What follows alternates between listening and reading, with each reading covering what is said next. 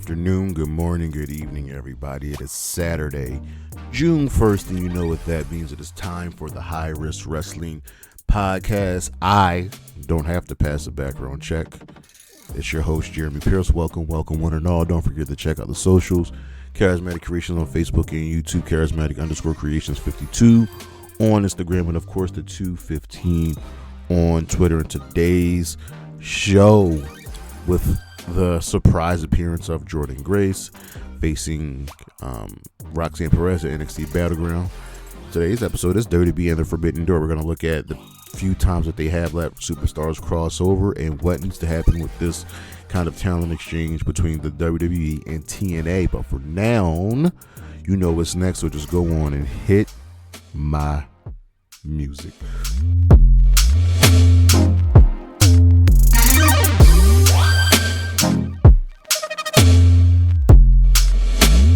All right, so today's list is very, very simple. These are the 5 superstars, the WWE superstars who should enter through the Forbidden Door over to TNA. I'm starting number 5, Seth Rollins. This is perfect.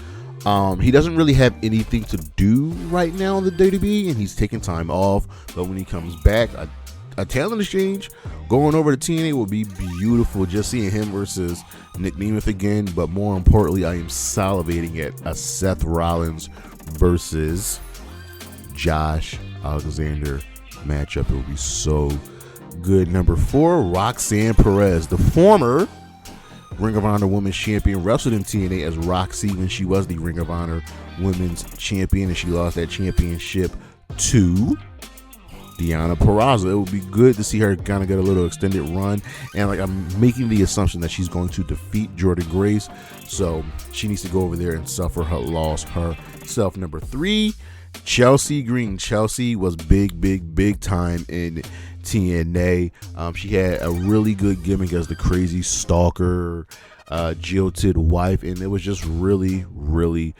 good. Seeing her now and what TNA is now would be really good. She could bring over essentially Piper Niven with her, and they could really go for a run in the Knockouts tag team division. Number 2, of course, is AJ Styles. Seeing the Phenomenal One back in the company that put him on the map, that made him famous, that gave him his start, would be a thing of beauty. He would be welcomed with open arms, and seeing a legend that has helped grow that company would be just a good sight to behold. And number 1, Natalya. Make no bones about it, Natalya has stated time and again she wants to face Jordynne Grace, and I really do think this match is going to happen. Getting her over in TNA has to happen. Just a veteran presence like that, working with Gail Kim, working with Mickie James, it'll be really good for her to just be in the promotion and face a new crowd of talent and really show people again what Natalya really is all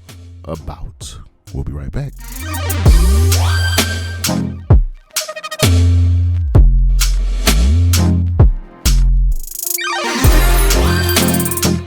The spotlight is back, and it is shining on one Roxanne Perez. The current NXT Women's Champion has a large task at hand. She is going up against and defending her championship against one Jordynne Grace, the TNA Knockouts champion. Now, y'all know how I feel about Roxanne Perez. I don't really think she needs to be in NXT anymore.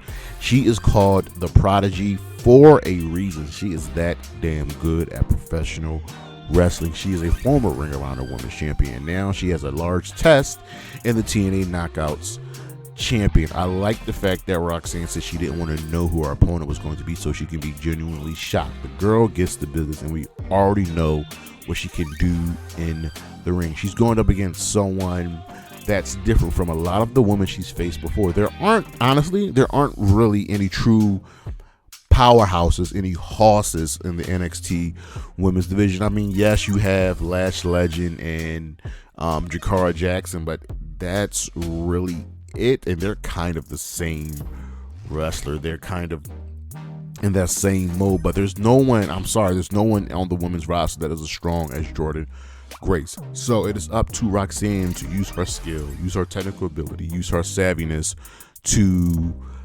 disrupt whatever Jordynne Grace is going to do. This is going to be a very, very fun and interesting matchup, and I'm really excited to see how this is going to play out. We kind of figure out who's going to win, but I want to see the path to how we get to that end result. We'll be right back.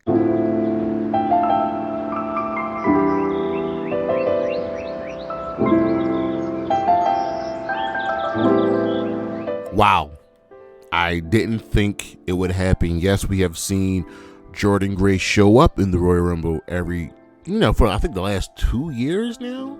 Mickie James showed up at one point, but the WWE has opened up the forbidden door, and we've discussed previously on this program that TNA is essentially the forbidden door. They will work with anybody long as the money is right and everybody can look good coming on in. It really didn't work out so well the last time around with AEW, but Christian did give Kenny Omega his loss, so there was that. But right now the WWE is working with TNA, as Roxanne Perez will be defending the NXT Women's Championship against one Jordynne Grace, the current TNA Knockouts Championship. This is good. It's going down at NXT Battleground. I'm very, very excited about this. These are two of the best women going today, and even though Roxanne Perez is pretty young, she isn't called a prodigy just because. She is really that damn good in the ring. So that's what we have. But have there been past instances of the WWE working with other companies? Yes, there has, and let's go over a few. We had clearly in 1996, 1997 WWE working with ECW to kind of help keep that promotion afloat. RVD has showed up, and he beat a 19-year-old Jeff Hardy at the 1997 ECW Invasion. And how about in Impact Wrestling in 2012, Christian showed up at Slammiversary, and he was the Intercontinental Champion. Remember, he does have a previous stint in TNA from 05 to 08 where he became a TNA World Champion multiple times. WWE has worked with WXW, ICW, Progress, and Evolved. They've worked with AAA. They've worked with, at one point, he worked with New Japan and All Japan at the Wrestling Summit in the Tokyo Dome in 1990. We've had a few other instances, and they worked with Super World of Sports. In 1990, they worked with PCW with Apollo Crews and Matt Riddle going over to face, well, it was just Apollo Crews because Matt Riddle was still in PCW at that point, but they had Matt Riddle, they had Zack Sabre Jr. Like I said, and they worked with AAA, who showed up in the Battle Royal, Fight Club Pro with Akira Tozawa showing up, ICW, Mustache Mountain, Wolfgang Normdar. Like a lot of the guys that they had in NXT UK came from the WXW with Gunther. Can't forget about the 10th anniversary Evolve show that featured Adam Cole, Akira Tozawa, Matt Riddle, and Drew Gulak. Progress, when we had Pete Dunne versus Jack Gallagher. Obviously ECW, and once again New Japan. Remember when Jushin Thunder Liger fought Tyler Breeze at a takeover? That is what it's all about. That's what they've done, and we wish they would do it more often. Truly, the wrestling world isn't just the WWE. It's not, and I'm happy that they're starting to acknowledge it. And I think that's because Triple H is in charge, but AEW, TNA, New Japan, AAA, CMLL, Rev Pro, so many other companies acknowledge each other, and it's just a good business relationship. That's what you need. You've had Mickie James, a former multi-time world champion in both TNA and the WWE, show up in the Royal Rumble because you really did her dirty with the Piggy James storyline. Like, who in their right mind will call Mickie James fat? Like, let's be real. And then you've had Jordynne Grace show up in the Royal Rumble, and now she's facing Roxanne Perez. That's good. That's beautiful. That is what I am absolutely talking about. When you acknowledge the rest of the wrestling world, you don't come off as assholes. You don't come off as dicks. You say, okay, we know that we're quote unquote the top dog on the block, and we know that we have competition in AEW, but let's start working with other people. You got to remember this. This also kind of hurts AEW because let's take a look at this. WWE is number 1, AEW is number 2, and TNA is number 3. And TNA and AEW had a previous working relationship, and now they're kind of working with the biggest competition, which is all well and good, but it's like maybe we can't work with TNA anymore, because I've had many dreams of AEW and TNA working together, especially when it comes to the knockout division. But AEW's not hurting to work with other companies. They work with AAA, CMLL, New Japan, and now Stardom. So that's good. But what needs to happen moving forward with this going through the Forbidden Door on the WWE side? The WWE cannot dominate TNA. We know what happened with the Invasion. They were made to look like chumps, and they had a bunch of good stars, and there were a bunch of stars on the WWE side that are from the former companies. Stone Cold, Chris Jericho are really the big two. And at the end of the day, when the Invasion storyline was over, they came out, WCW, ECW came out looking like chumps, and it sucked, and that's there to be using their power. The WWE cannot dominate TNA. They just can't. TNA has to win some matches.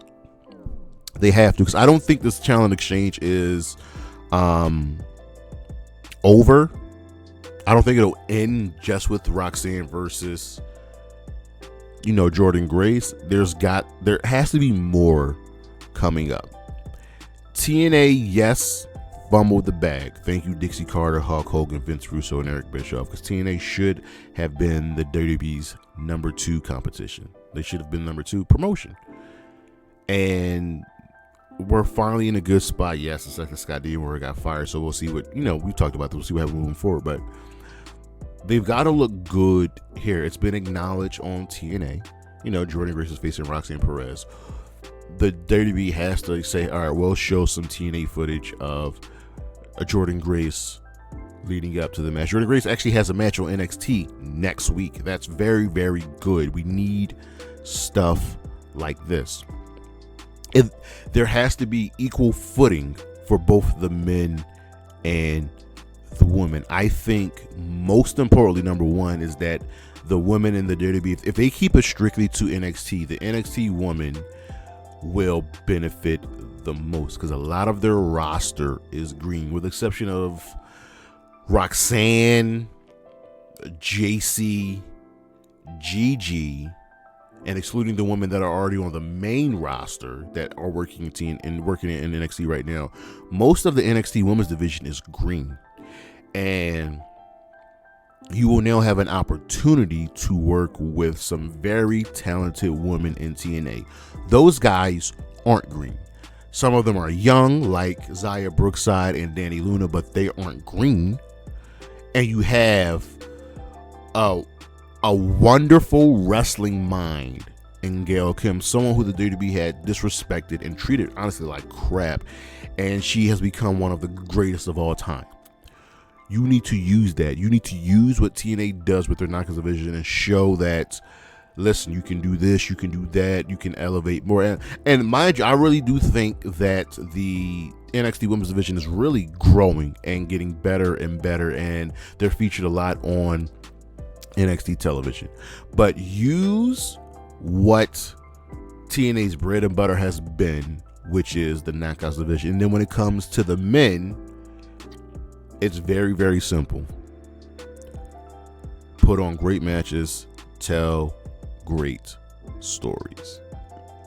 Yes, again, I think TNA has the better men's division when it comes to NXT division, and a lot, again, I would say more than half of those guys in NXT are green, but they're getting better. And here you are with TNA, a fantastic men's roster that can help you grow. Imagine working with Josh Alexander, Ace Austin, Chris Bay, Mustafa Ali, PCO, Alexander Hammerstone, Frankie Kazarian, Tommy Dreamer. These are wrestling minds. Trey Miguel. I am salivating to see what Trey Miguel can do against some of the WWE. Oh my God, if you give me Trey Miguel versus Seth Rollins, I'm going to lose my mind. Just show that we belong. You belong. You know what I mean? It can't just be we'll oversaturate with the men or we'll oversaturate with the women. Equal footing for equal, shows and timing. Then you got to give us title matches. You have to give us title matches. Look, it's very, very simple. TNA will give you a free match every so often, and it'll be a banger. What we have to have is interesting title matches that have good payoff. You know what I mean? Like, if we're sticking strictly to TNA versus NXT, you got to give me Trick versus Moose. You got to give me the System versus, I forget who the NXT Tag Team Champions are right now. We're getting Roxanne versus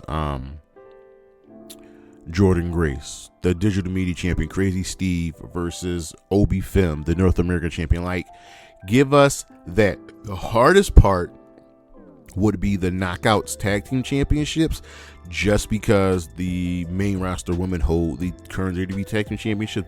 But you can get a tag team from NXT, and since NXT has a North American Championship now for their women, you can grab somebody like Xia Brookside or Danny Luna or Jody Threat and have them face whoever wins that match. You have really, really good stuff here. And here's something that I think should happen, but won't happen. It's intergender matches. Okay? The last intergender match I could think of that happened in the WWE was Rhea Ripley versus Akira Tozawa, I believe. And it really wasn't a match. It was just Tozawa avoided encountering, and there wasn't any true wrestling moves happening there. You know what I mean?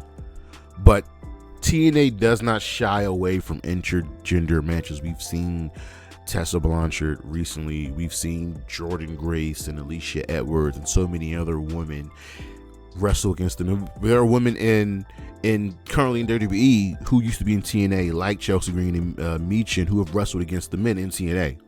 Like, I know it's something WWE doesn't want to do, but you don't even have to do the matches on WWE TV. You do the matches on TNA TV, and it's okay.